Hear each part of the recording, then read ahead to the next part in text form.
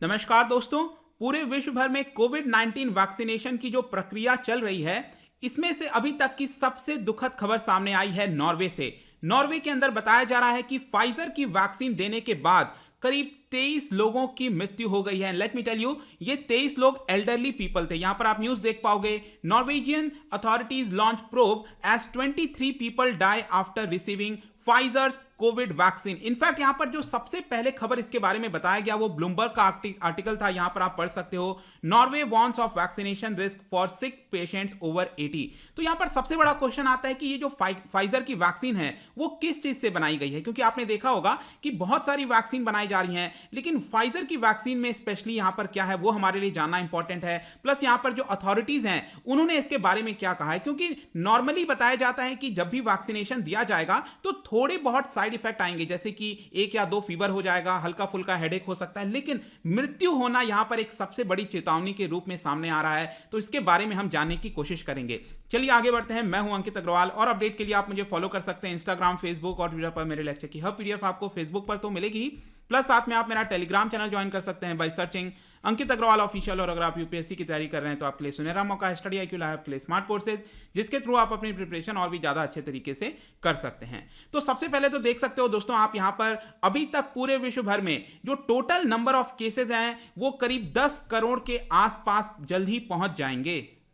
और total number of deaths की अगर हम बात करें तो 20 लाख से ज्यादा मृत्यु ऑलरेडी हो चुकी है।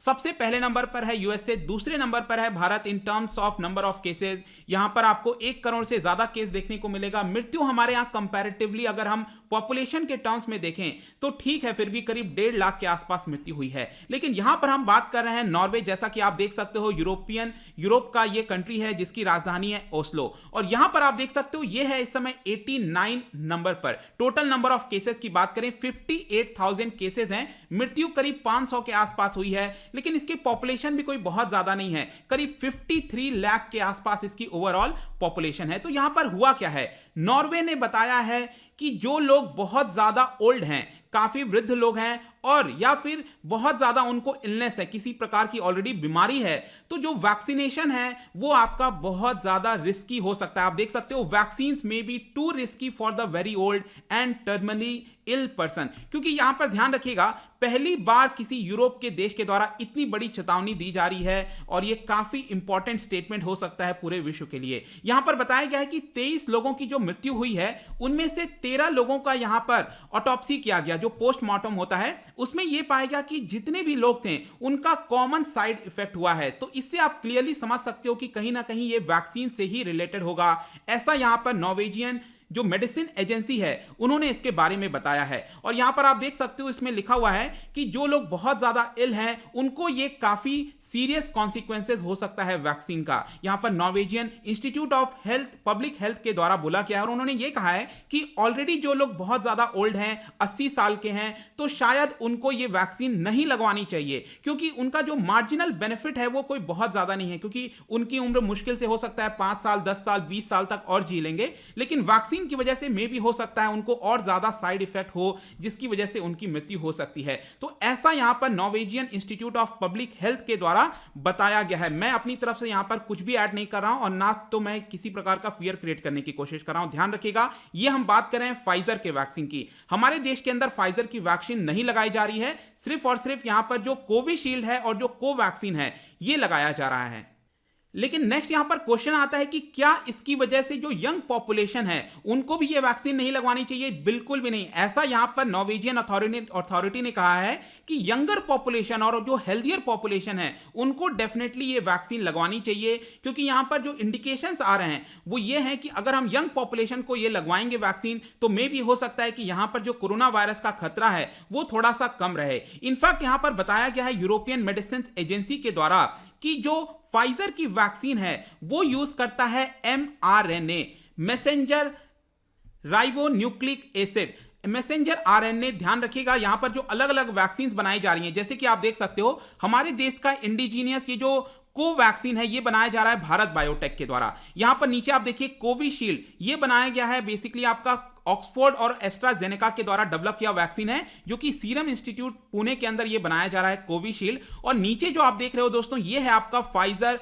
BioNTech. Pfizer basically American company है, बायोएनटेक ये जर्मन की कंपनी है। इनके द्वारा ये वाला वैक्सीन प्रिपेयर किया गया था। और आप देख सकिए राइट साइड में, आप देखिए यहां पर लिखा हुआ है, यहां पर mRNA का यूज किया गया है वैक्सीन के अंदर। लेकिन आप ऊपर के जो दो वैक्सीन देख रहे हो दोस्तों, यहां पर जो हमारे देश में यूज हो रहा है, वहां पर क्या है कि वायरस का ही इस्तेमाल हो रहा है। अब आप समझिए कि वैक्सीन होता क्या है। वैक्सीन क्या होगा, हमारे बॉडी में जाएगा तो एक तरह से एंटीबॉडी को क्रिएट करने की कोशिश करेगा। तो एक तरह से हमारे बॉडी को यह अपील करता है कि कुछ ना कुछ वायरस टाइप का हमारे बॉडी में आया है, और इसकी वजह से हमारी बॉडी ऑटोमेटिकली यहां पर जो एंटीबॉडी है वो क्रिएट करने लगती है। लेकिन वैक्सीन के अंदर अलग अलग प्रकार की चीजें यूज की जा सकती हैं, जैसे कि कोवैक्सीन और कोविशील्ड में अगर आप देखोगे तो एक्चुअल में जो कोरोना वायरस होता है उसका यूज किया गया है, बहुत ही कम मात्रा में इनएक्टिवेटेड फॉर्म में उसका इस्तेमाल किया गया है। लेकिन ये जो फाइजर बायोएनटेक की वैक्सीन है, यहां पर ओवरऑल जो वायरस होता है उसका इस्तेमाल नहीं किया गया है, उसका जो स्पाइक प्रोटीन है उसका इस्तेमाल किया गया है। इसको मैं आपको और अच्छे से बताता हूं। देखिए लेफ्ट साइड में पहले आप देखिए, जो ट्रेडिशनल वैक्सीन होती हैं, ज्यादातर ये वाली जो वैक्सीन है या फिर पोलियो की वैक्सीन हो गई, जो हमने कोवैक्सीन कोविशील्ड बनाया है, इसमें यूजुअली क्या होता है कि बहुत ही छोटी मात्रा में जो वायरस है उसी का ही इस्तेमाल करते हैं वैक्सीन के अंदर। तो ये वैक्सीन जब हमारे बॉडी में जाती है, इसकी वजह से धीरे धीरे एंटीबॉडी क्रिएट होने लगता है, और जब एक्चुअल में कोई भी वायरस आता है हमारे बॉडी के अंदर तो वो उससे फाइट करने में सक्षम होता है। तो ये तो नॉर्मल वैक्सीन हो गया। लेकिन ये जो फाइजर वाली वैक्सीन है, यहां पर mRNA का इस्तेमाल किया गया है। कहने का मतलब है कि जैसा कि आप देख सकते हो पिक्चर में, ये आपका कोरोना वायरस, राइट, और इसके ऊपर ये जो आपका स्पाइक प्रोटीन है, ये स्पाइक प्रोटीन बना है आरएनए से, आरएनए के मॉलिक्यूल, ये मॉलिक्यूल से बना है बेसिकली। तो यहां पर क्या किया जाता है वैक्सीन के अंदर कि इसी मॉलिक्यूल का इस्तेमाल किया जाता है वैक्सीन में, और ये वैक्सीन जब हमारे बॉडी में जाता है, फाइजर की वैक्सीन जब बॉडी में जाएगी तो वो एक तरह से इसी स्पाइक प्रोटीन का जन्म करेगी। मतलब ये स्पाइक प्रोटीन हमारे शरीर के अंदर बन जाएगा,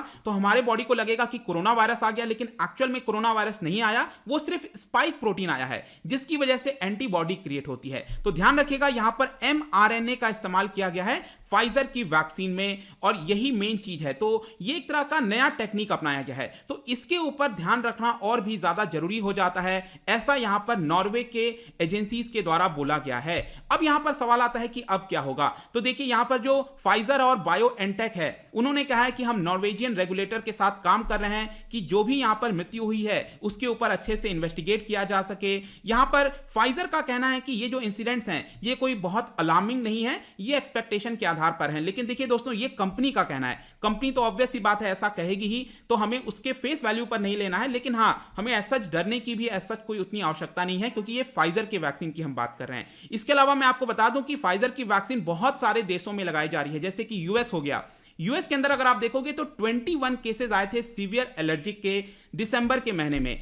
वहां पर करीब 1.9 मिलियन डोजेस ऑलरेडी दिए जा चुके हैं, तो करीब आप कह सकते हो 11 केसेस पर मिलियन डोजेस के हिसाब से आया है। नॉर्वे के अंदर अगर हम बात करें तो करीब 33,000 लोगों को यह वैक्सीन दी गई है, जिसमें 29 cases of potential side effect देखने को मिला है, जिसमें कि 3/4 जो केसेस हैं दोस्तों वो ओल्ड एज पीपल से रिलेटेड हैं। 80 साल से ऊपर के जो लोग हैं उनको ये ज्यादातर साइड इफेक्ट देखने को मिला है। तो क्लियरली यहां पर देखने को मिल रहा है कि जो बहुत ज्यादा वृद्ध हैं, मैं 60 प्लस की भी बात नहीं कर रहा हूं, 80 प्लस की हम बात कर रहे हैं, उनको कहीं ना कहीं इसका प्रभाव हो सकता है। लेकिन सवाल आता है कि यूके के अंदर क्या हो रहा है, क्योंकि अगर आप देखोगे तो यूके में सबसे ज्यादा इस समय तक वैक्सीन दिया जा चुका है। जो फाइजर की वैक्सीन है यूके में सबसे ज्यादा दिया गया है, लेकिन वहां से अभी तक ऐसा कुछ भी रिपोर्ट सामने नहीं आई है। यूके यहां पर जल्दी कुछ जो भी सेफ्टी डेटा है, जो भी रिएक्शंस हैं, एलर्जिक रिएक्शंस हैं, इसके बारे में जल्दी बताएगा विश्व को, लेकिन अभी तक उसने इसके बारे में कुछ भी नहीं बताया है, तो वो आगे देखने वाली चीज होगी। लेकिन लास्ट में यहां पर क्वेश्चन आता है कि भारत को क्या करना चाहिए। क्या भारत इस समय जिस तरह की स्ट्रैटेजी अपना रहा है, सबसे पहले आपको पता होगा 16 जनवरी आज से ही जो वैक्सीनेशन का ड्राइव है वो भारत में स्टार्ट हो चुका है। यहां पर सबसे पहले फ्रंट लाइन वर्कर्स को दिया जा रहा है, उसके बाद जो ओल्ड एज पीपल हैं उनको दिया जाएगा। तो क्या भारत को भी ओल्ड एज, जो बहुत ज्यादा वृद्ध लोग हैं, क्या उनको ये देना चाहिए नहीं देना चाहिए, यहां पर अथॉरिटीज को अब तय करना होगा, क्योंकि जिस तरह की खबर आई है फाइजर की वैक्सीन से, कहीं ना कहीं यहां पर जो ओल्ड एज पीपल है उनको खतरा हो सकता है, may be, I don't know, क्योंकि ये अथॉरिटीज को डिसाइड करना है। आपका क्या सोचना है इसके बारे में आप भी कमेंट सेक्शन में बता सकते हैं। लेकिन आपको याद होगा मैंने रिसेंटली वीडियो बनाया था कि इंडोनेशिया एक बहुत ही डिफरेंट स्ट्रैटेजी अपना रहा है। इंडोनेशिया का कहना है कि वो पहले यंगर पॉपुलेशन को ये वैक्सीन देगा और एल्डरली पॉपुलेशन को बाद में देखेगा कि देना है कि नहीं, किस प्रकार से जाना है, लेकिन अभी के लिए वो यंगर पॉपुलेशन को ही वैक्सीन प्रोवाइड कर रहा है इंडोनेशिया। लेट्स सी कि आगे किस तरह से चीजें आती हैं, आपका इसके बारे में क्या राय है, let me know in the comment section. जाने से पहले मैं आपके लिए एक क्वेश्चन लेकर आया हूं regarding the significance of vaccination. यहां पर दो स्टेटमेंट हैं, लेट मी नो इसका आंसर क्या होगा। इसका जो राइट आंसर है मैं हमेशा की तरह अपने इंस्टाग्राम पर तो डालूंगा ही, अगर आप इंस्टा पे नहीं हो कोई बात नहीं, टेलीग्राम से ले सकते हैं। मैं कई सारे एमसीक्यूज यहां पर डालता रहता हूं स्टोरीज के फॉर्म में, आप जाकर प्ले कर सकते हो। अगर आप मुझसे इकोनॉमी पढ़ना चाहते हैं, कोई भी कोर्स परचेज करना चाहते हैं, स्टडी IQ ऐप पर जा सकते हैं। आई होप की वीडियो आपको पसंद आया होगा। मिलता हूं आपसे next time, till then thank you very much, see you soon.